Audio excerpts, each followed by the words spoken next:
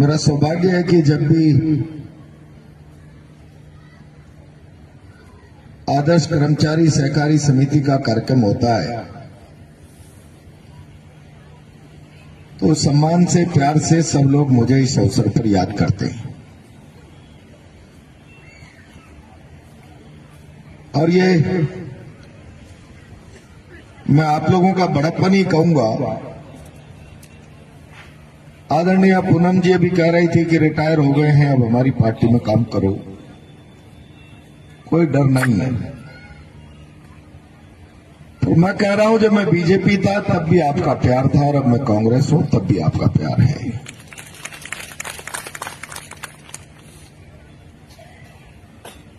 मैं बहुत लंबी चौड़ी बात नहीं करूंगा।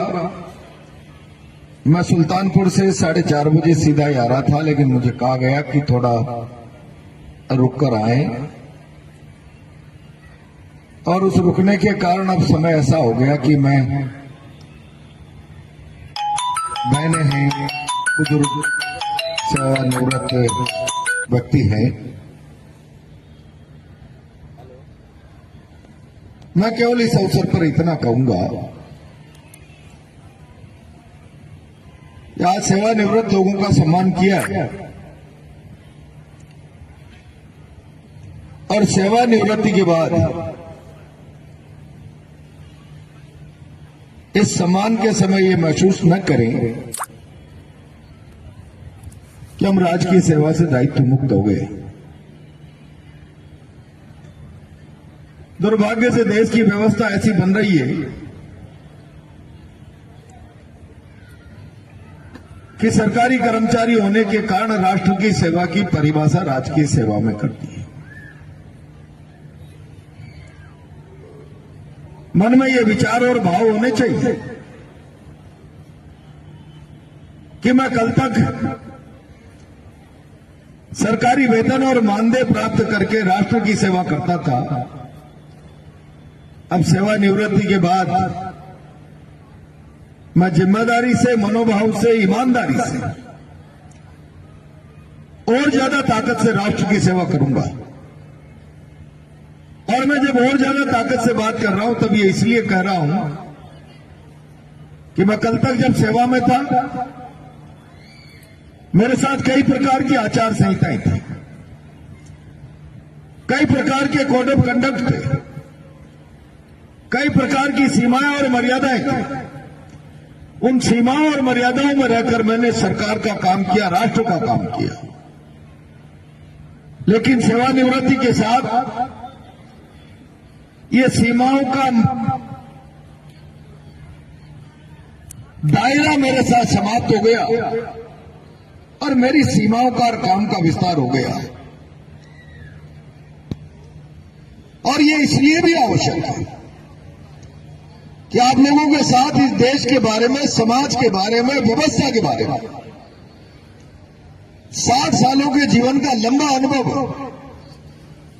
और 60 साल का अनुभव लेकर कोई व्यक्ति समाज में कोई सुधारात्मक काम करे, समाज में कोई रचनात्मक सोच का बीज डालने का प्रयास करे, समाज में गलत और अनीति के खिलाफ समाज को अवेयर करने का प्रयास करे, तो मेरा विश्वास है उसका अनुभव, उसका तजुर्बा निश्चित रूप से समाज के लिए लाभदायक सिद्ध हो सकता है। बहन पूनम जी ने कहा आप डरने की जरूरत नहीं। इस समय पूरे देश में भय का माहौल है, डर का वातावरण। मैं आज ईमानदारी से, मेरे सामने समाज का बुद्धिजीवी तबका बैठा है, मैं कोई कच्ची बस्ती में भाषण नहीं कर रहा, जहां कोई गरीब और अनपढ़ लोग रहते हैं। जीवन की चुनौतियां इतनी है कि देश की समझ, उसके साथ उनका कोई रिश्ता ही नहीं बन पाता। मैं ऐसे तबके में नहीं हूं, मैं ऐसे तबके के बीच में काम कर रहा हूं जिनके पास अपना नजरिया और अपना सोच है। तब मैं एक सवाल खड़ा कर रहा हूं, क्या लोकतंत्र में सरकारें भय का कारण है? सारी सत्ता की ताकत की आजमाइश जनता में भय पैदा करने के लिए कर दी जाए। मैं समझता हूं इससे बड़ा लोकतंत्र के लिए घाती कदम नहीं हो सकता।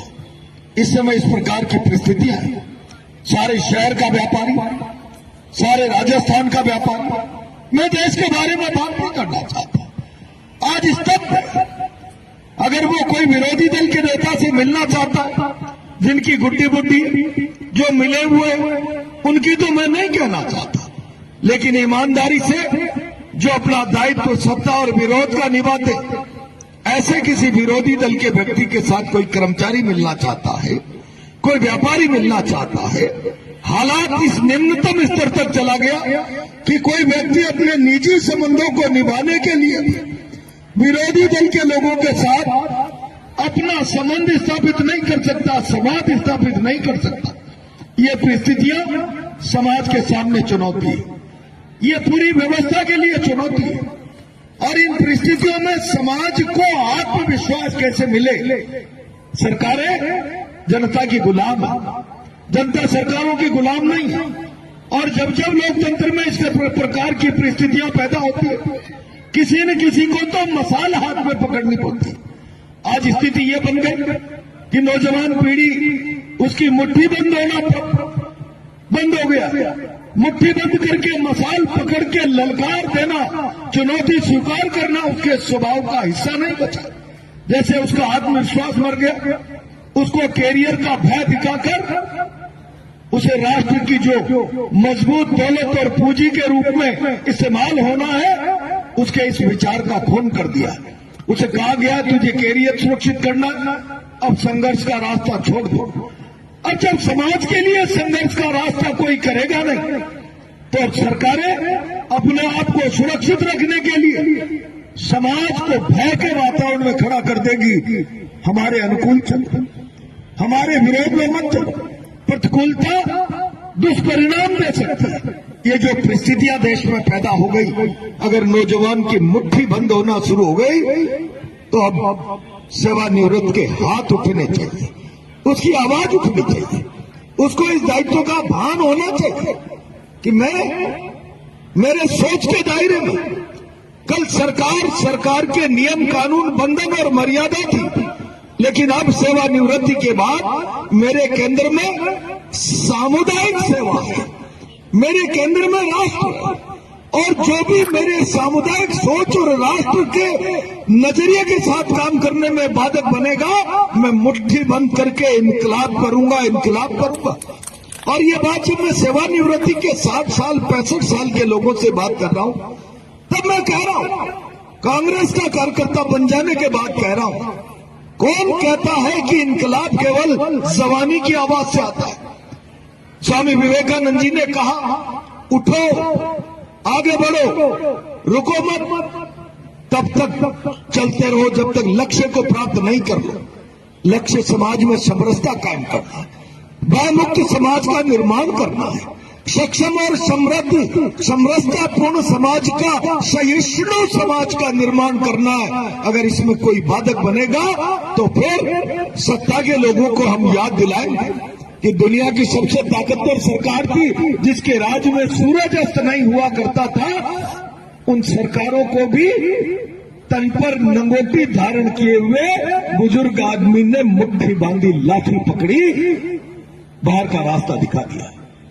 जयप्रकाश नारायण वृद्ध आदमी थे, 75 साल का अन्ना हजारे था, पूरे देश के मन को आंदोलित कर दिया। और इसीलिए भारत में ये विचार मरना नहीं चाहिए। भारत में ये अंतरात्मा की आवाज जो हर चुनौती से लड़ सकती है, ये जिंदा रहनी चाहिए। और ये जिंदा रहने के लिए अन्ना हजारे ये कह दे, कोई मेरा क्या बिगाड़ लेगा, मैं मंदिर के नीचे रहता हूं, कौन सी ईडी उसमें क्या तलाशेगी और कौन सी पुलिस मुझे तिहाड़ जेल में बंद करके क्या बिगाड़ लेगी। मैंने नतमस्तक होते देखा तिहाड़ के उस अन्ना के अनशन के सामने संयुक्त सदनों को। ऐसी स्थितियां आज घातक हो रही है। देश को जरूरत है इन चुनौतीपूर्ण माहौल से निपटने और इससे कुछ करने की आग 75 साल के व्यक्ति में हो सकती है। सविनय अवज्ञा, हम विनय पूर्वक नहीं मानेंगे शासन की दादागिरी, गांधी का आंदोलन। और रास्ता बना आजादी का। ऐसा विचार सेवानिवृत्त लोगों के मन में आवे। अब मेरा सोच सामुदायिक है, मेरे सोच के केंद्र में अब सरकार की सेवा और अनुशासन नहीं, राष्ट्र साधना मेरे सोच में है। और इसमें भयमुक्त समरसतापूर्ण संपूर्ण सहिष्णु समाज के निर्माण के लिए मैं आगे बढ़ूंगा। और कोई बाधा आई तो फिर मैं मुट्ठी भी बांधूंगा, इनकलाब भी करूंगा। तब हम अपनी जिम्मेदारी ठीक तरीके से निभा पाएंगे। मुझे इस अवसर पर आप सबने याद किया। आपकी सहकारी समिति शानदार काम कर रही है। बहुत जिम्मेदार और ईमानदार लोग इस समिति की व्यवस्था में हैं। आजकल समितियां कब्जे के संगठन हो गए, दुकानें हो गई। जिस प्रकार से अन्य क्षेत्रों में काम करने वाली सहकारी समितियों को अपनी दुकानें बनाकर कुछ लोगों ने जो ठेकेदार बन गए, ये परंपराएं डाल दिए। इन परंपराओं को भी कहीं न कहीं समाज में अवेयरनेस लाकर समाप्त करना पड़ेगा।